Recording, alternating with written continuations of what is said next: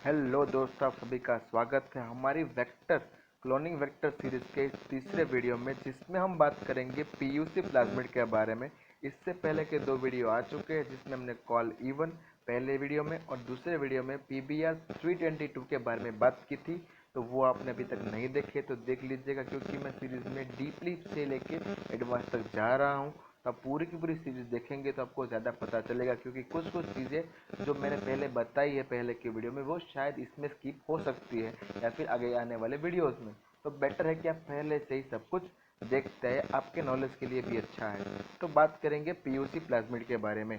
तो अगर हम देखें पीयूसी प्लाज्मिड का स्ट्रक्चर, तो इसकी मैं थोड़ा जूम करता हूँ, हमको थोड़ा डिफरेंट देखने को मिलता है अदर प्लाज्मिड से। क्यों? अब हमने देखा है कि नॉर्मल जो प्लाज्मिड होते हैं उनमें तीन चीज़ें होती है। ओरिसी होती है जो यहाँ पे दिख रही है। यहाँ से क्या होता है, प्लाज्मिड का रेप्लिकेशन होता है, प्लाज्मिड एक से दो बन जाते हैं।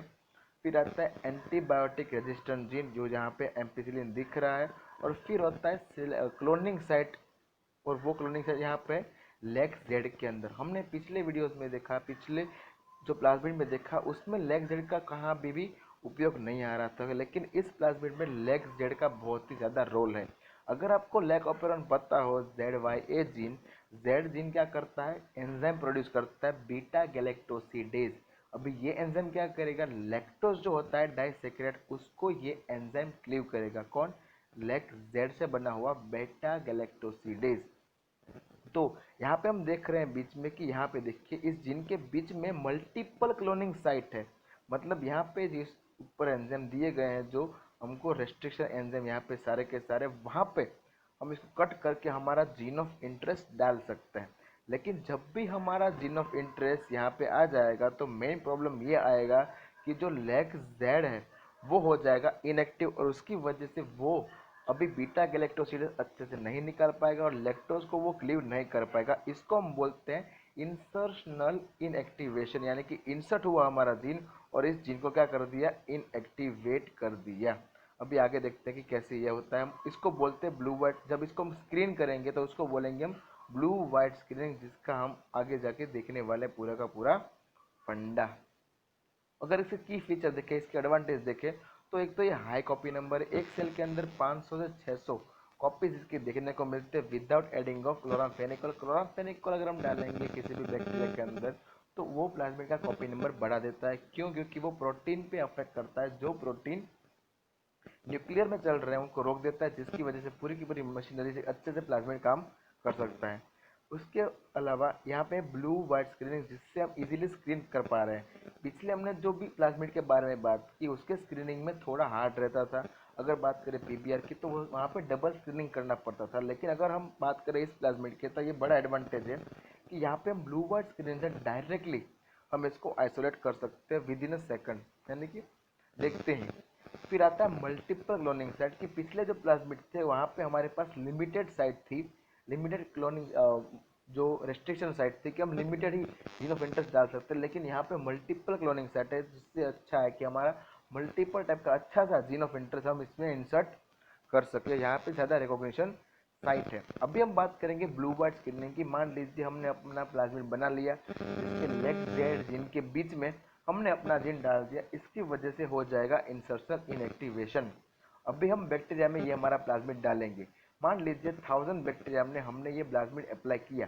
अब इसकी फ्रीक्वेंसी होगी 1 to 2%, यानी कि ओनली 10 से लेकर 20 तक ही क्या होगा, बैक्टीरिया प्लाज्मिड को टेकअप करेंगे। लेकिन हमको पता कैसे चलेगा कि बैक्टीरिया ने प्लाज्मिड लिया है या नहीं?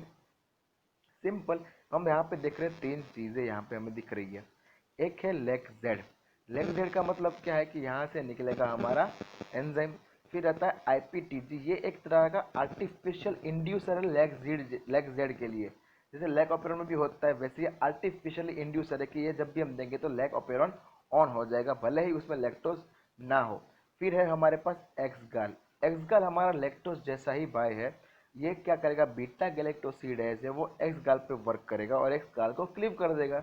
और एक्स गाल कैसा है, क्रोमोजेनिक सबस्ट्रेट है, यानी कि एक्स गाल जब भी क्लीव होगा तभी वो कलर कंपाउंड निकालेगा। यानी कि मान लीजिए हमने बैक्टीरिया को स्प्रेड किया, उसकी कॉलोनी है, अगर उस कॉलोनी में कलर आता है, मतलब उस कॉलोनी ने एक्स गाल को क्लीव किया है।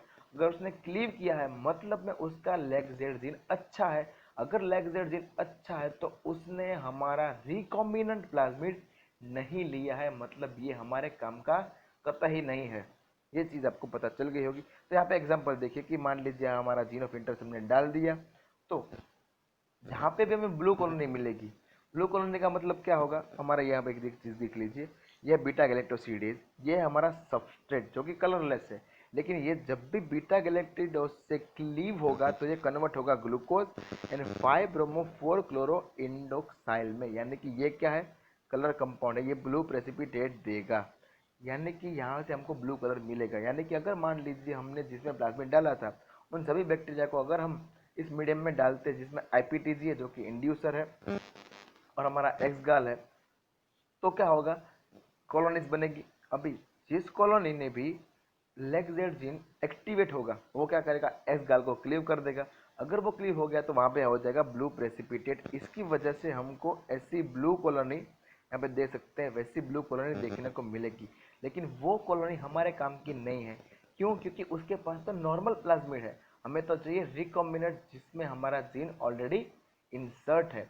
तो जो भी कॉलोनी वाइट होगी, वाइट का मतलब है उसने किसी भी तरह का हमारा क्रोमोजेनिक कंपाउंड क्लीव नहीं किया है। इसका मतलब ये क्या है, हमारा जीन ऑफ इंटरेस्ट वाली कॉलोनी है। इसको बोलते हैं blue white screening. I hope आपको ये समझ में आ गया होगा। अभी देखते हैं कि लिमिटेशन, ये प्लाज्मिड की लिमिटेशन क्या है। तो कि इसकी efficiency of transformation is very low, very और वेरी लो। ये ओवरऑल प्लाज्मिड की बात कर रहे हैं कि जो प्लाज्मिड हमारे सभी के सभी हैं, कि इसके आगे हम जाएंगे फाज पे। तो प्लाज्मिड वेक्टर की अगर हम देखें तो उसकी लिमिटेशन है कि पहली बात तो उसका ट्रांसफॉर्मेशन फ्रीक्वेंसी बहुत लो है, कि हम बैक्टीरिया में डालेंगे तो बहुत कम बैक्टीरिया ही इसको टेकन अप कर पाएंगे। और दूसरा है कि वो बहुत ही कम साइज का डीएनए ले पाते हैं, क्योंकि खुद ही 15 से 20 केबी के है या फिर 300 केबी तक के है, लेकिन ज़्यादा से ज़्यादा हमारा जो फॉरेन डीएनए है वो कैरी नहीं कर पा रहे हैं। ये भी उसकी बहुत ही बड़ी लिमिटेशन है। तो यहाँ पे हमारा प्लाज्मिड का जो चैप्टर है वो खत्म होता है। आगे के वीडियो में हम आगे दूसरे जो वेक्टर्स हैं उनके बारे में बात करेंगे। अगर आप सी एस साइड नेट लैब साइंस की प्रिपरेशन कर रहे हैं तो ये स्लाइड आपके लिए बहुत काम की है। इसको रोक के आराम से देखिएगा, फिर मेरा कॉन्टैक्ट इस नंबर पे कीजिएगा। तो ये हमारा सोशल मीडिया हैंडलिंग है, जहाँ पे मैं इंस्टाग्राम में डेली के डेली में क्वेश्चन जो है वो रखता हूँ स्टोरी पे, जिससे आपका नॉलेज और बढ़ेगा और नॉलेज टेस्ट भी होगा, जो आपसे मुझ में और मुझसे आपसे कुछ सीखने को भी मिलेगा। तो वहाँ पे भी हमें फॉलो कर लीजिए और हमारे आगे के वीडियोज़ में हमसे सीरीज़ में वेक्टर सीरीज़ में बने रहिए। शुक्रिया।